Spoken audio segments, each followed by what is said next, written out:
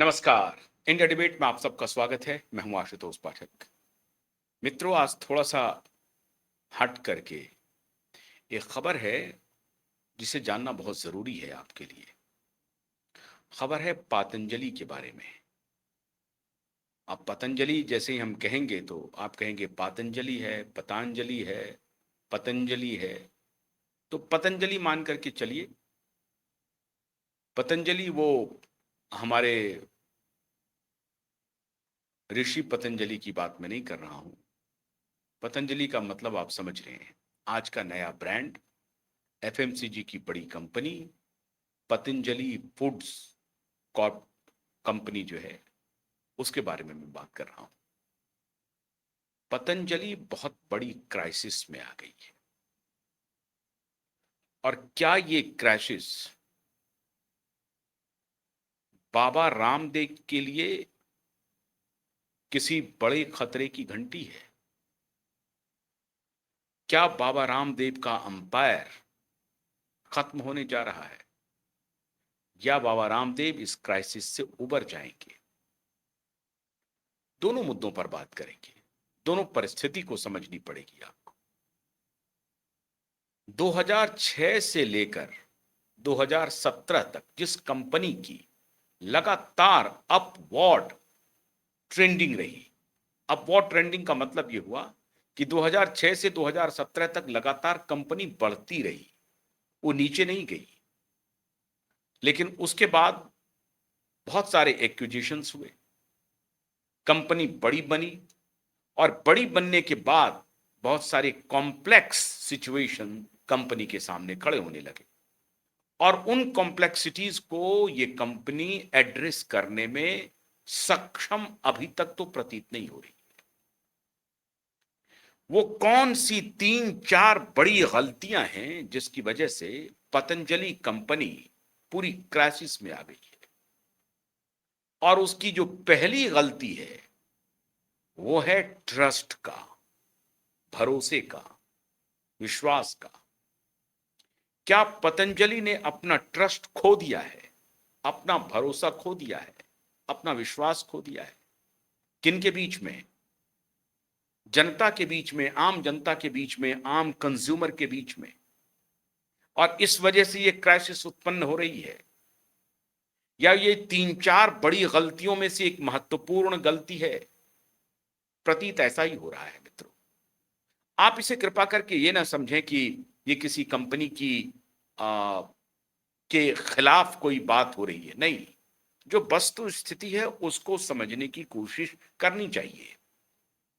एक जमाने क्या, कुछ दिन पहले तक बाबा रामदेव स्वयं ये कहते थे कि हिंदुस्तान यूनिलीवर, HUL, एक बूढ़ी कंपनी है। 100 साल पुरानी कंपनी है, वो बूढ़ी हो चुकी है। अब उससे एफएमसीजी में काम करना हो नहीं पाएगा, उनसे ना हो पाएगा। तो हम आ रहे हैं, और बड़ी अच्छी बात है, लोगों ने इन्हें बहुत प्रेम भी दिया, सहयोग भी दिया।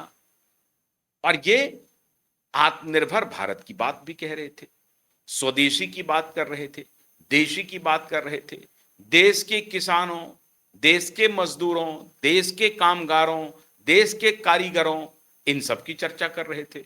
देश के उत्पादकों की चर्चा कर रहे थे। तो बहुत हद तक लोगों ने इन्हें हाथों हाथ लिया और इनके प्रोडक्ट को समर्थन मिला, एक भरोसा इन्होंने कायम किया। विदेश बनाम देश, विदेश बनाम स्वदेश। और इस लड़ाई में देश की जनता इनके साथ खड़ी हुई, इस कंपनी के साथ खड़ी हुई। इनके साथ खड़ी होने का मतलब है इस कंपनी के साथ खड़ी हुई, और स्वदेशी का भाव लेकर के पतंजलि आगे बढ़ा। पतंजलि के हर प्रोडक्ट्स को लेकर के जनता ने अत्यधिक विश्वास जताया, भरोसा दिया। अब वही भरोसा, वही विश्वास चकनाचूर हो गया है, ऐसा प्रतीत हो रहा है। और इसकी शुरुआत कैसे हुई? इसकी शुरुआत हुई, कई प्रकरण हैं, उसमें से 2-3 प्रकरण को ही आप पकड़ लें तो आपको भरोसे वाली जो बात है वो समझ में आ जाएगी। पतंजलि घी की टेस्टिंग हुई, गाय घी की, काऊ घी जिसको कहते हैं। इसकी टेस्टिंग हुई। उस टेस्टिंग में पतंजलि काऊ घी फेल हो गई। कहा कि ये पूरी तरह से शुद्ध नहीं है और आप जो दावा कर रहे हैं वो दावे आपके पूरी तरह से गलत हैं। इनके ऊपर फाइन लगाया। फाइन लगाया तो इनको फाइन देना पड़ा और फाइन को बाइफरकेट किया गया। कुछ फाइन का हिस्सा इनकी कंपनी पर लगा, कुछ डिस्ट्रीब्यूटर पर लगा और कुछ जो ग्रामीण इलाके में छोटे दुकानदार वगैरह थे उनके ऊपर लगा। क्योंकि जब जांच पड़ताल हुई तो इसके चेन का पता चला जो टॉप टू बॉटम जा रहा था। अब इनको ये समझ में नहीं आ रही थी कि गड़बड़ी कहां हो रही थी। गड़बड़ी क्या पूर्ण रूपेण जो प्रोडक्शन हो रहा था वही गड़बड़ी हो रही थी, वही मिलावटी कारोबार हो रहा था।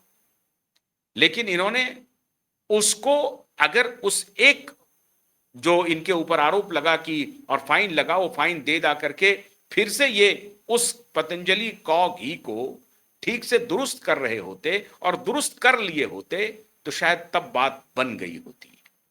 लेकिन इन्होंने उस पर ध्यान देना उचित नहीं समझा।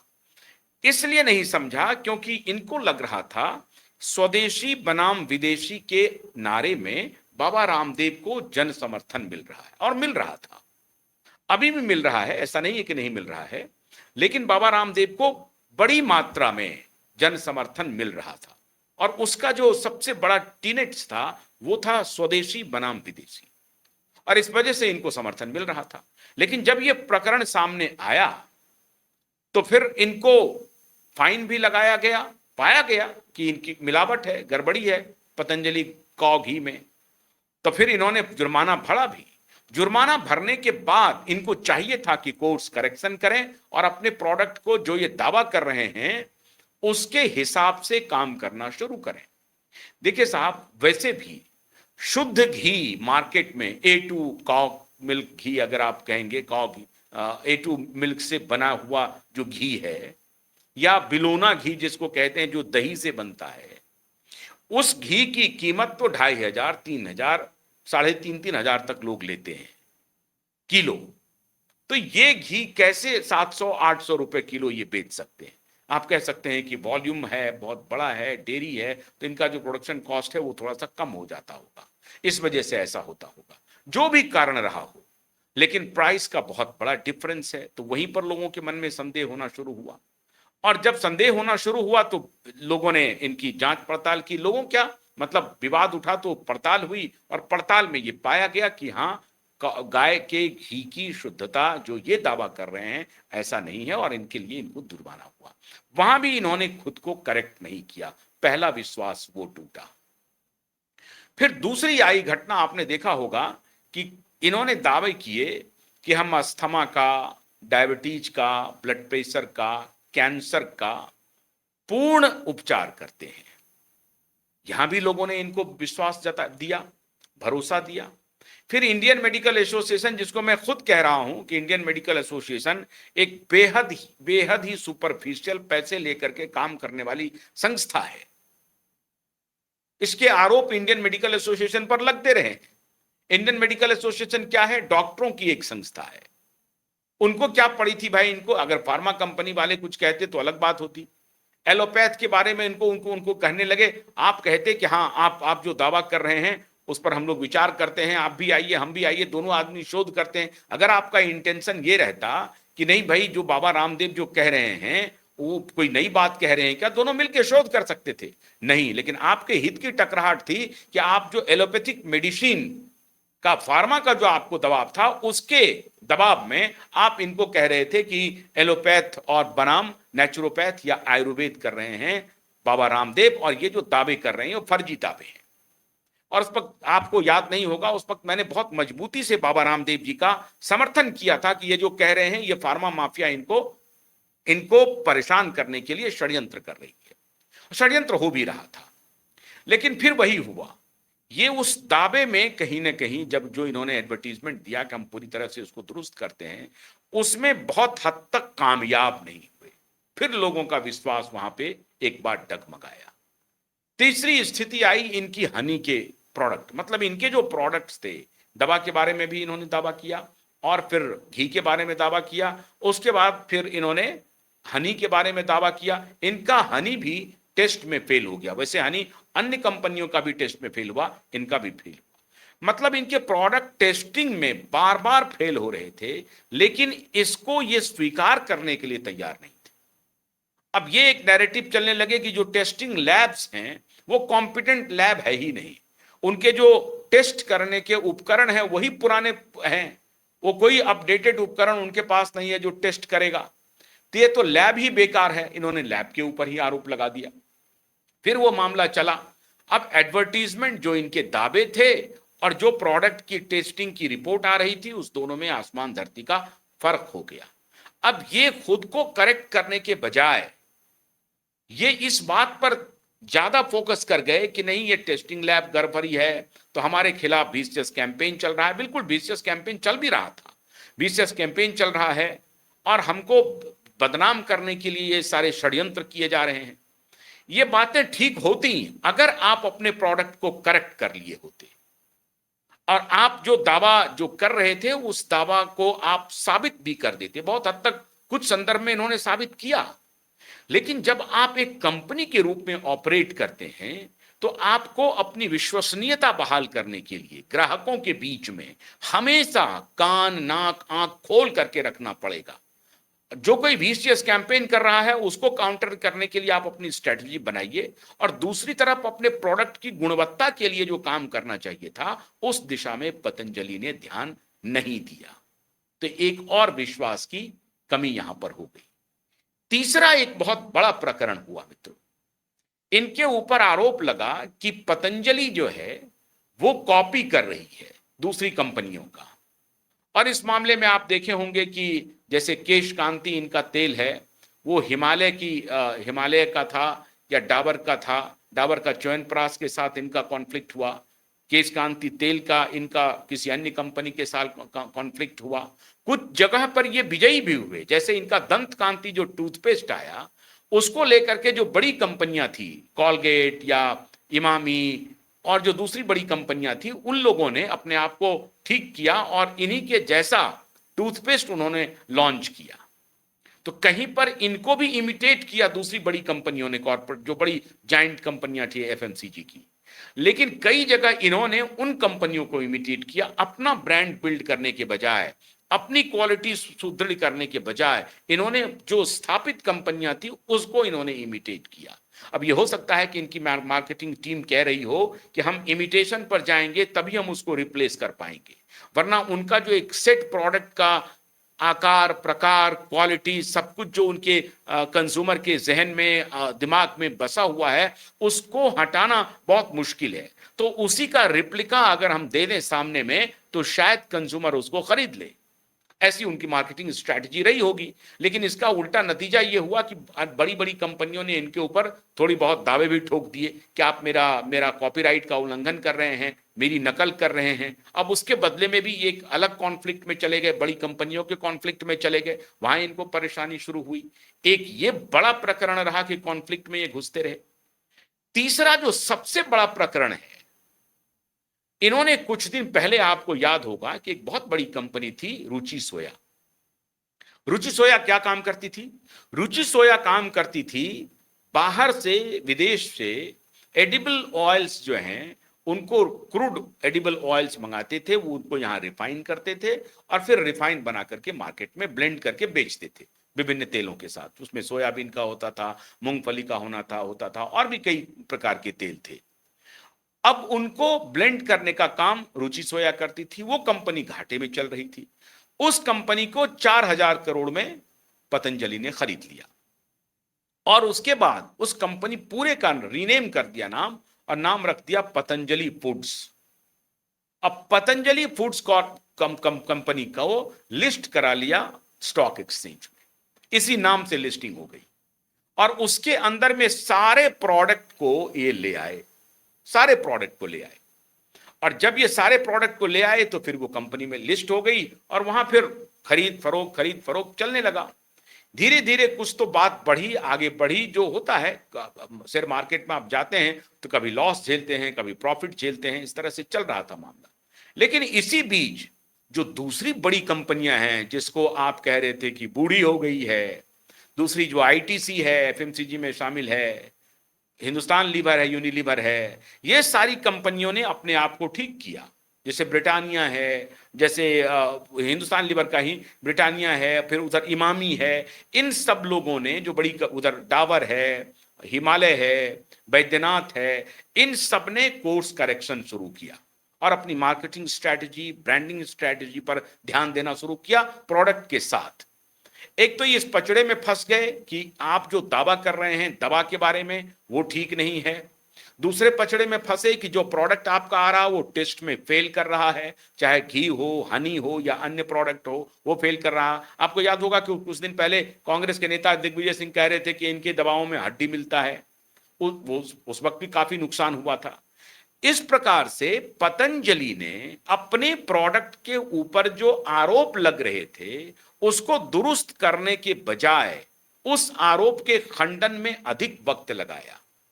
कोर्ट, सुप्रीम कोर्ट में चला गया मामला, सुप्रीम कोर्ट ने डांट फटकार दी। अब सुप्रीम कोर्ट ने डांट फटकारा कि आपने जो एडवर्ट विज्ञापन दिया है आप उसका खंडन कीजिए और लिखिए भैया हमारे इस प्रोडक्ट से हम ये दावा नहीं कर रहे हैं कि हम ठीक ही कर देंगे।